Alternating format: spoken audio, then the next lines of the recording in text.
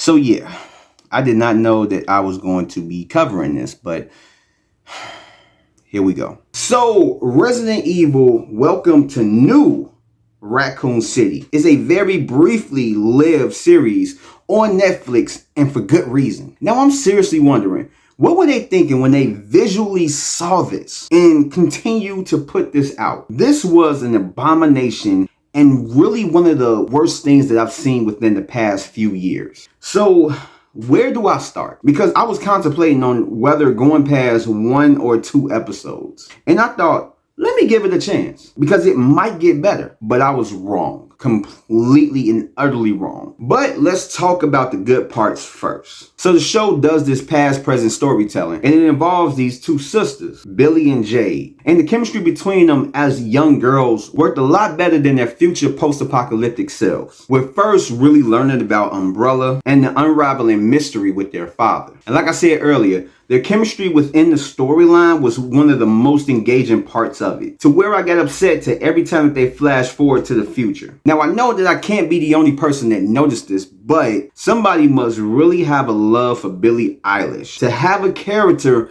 named Billy, and not only that, but resembles her in appearance. And it's funny because I haven't heard anybody else mention that, but I know that I can't be the only one. And the CG is actually really good, especially surrounding the large creatures. It seems like there was more care in that than the actual writing of the show. Now to the bad. Like, I don't know why it's so hard to make a good live action Resident Evil film or project, whatever it is. There is through and through a lot of story and lore to choose from. Even in just simply game to adaptation, 1 to 1, 2 to 2, 3 to 3, etc. and playing it safe with the storytelling. And I know a lot of times that you can have a mess when going the route of creative liberties when crafting your story, with people loving or hating it, but just make a great story. And I also know that if you deviate too much from the original source material, there will be a lot of backlash, even if it is good. So I see the dilemma, but this was just incredibly strange. Now I do want to say that I have no problems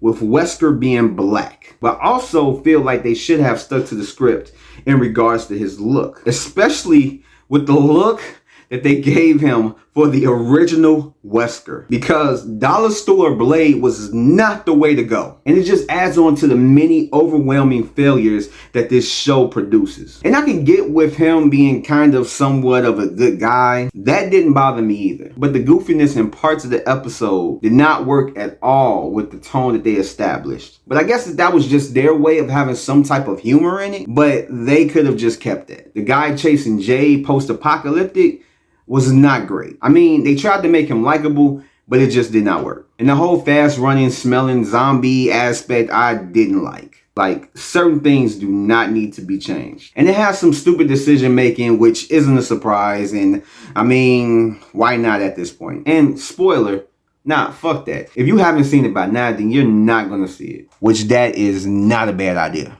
There's a scene where the sisters Jade and Billy break into the Umbrella facility. And from that statement alone, that should tell you that everything after is all downhill. Because the younger sister proceeds to use a recording of her father, Wesker, to gain access into the building. Young girls use a recording of their father's voice to break into a high-tech and what should be highly secure building that is housing highly sensitive projects that Umbrella does not want the world to know about. I repeat, young girls with a voice recording are able to break into a highly secretive facility with just a fucking recording. And Umbrella did not get notified of the break-in until the incident with the dog happened. I tell you, the futuristic storytelling in this show, and just like Resident Evil Welcome to Raccoon City, as an original zombie show, it's cool.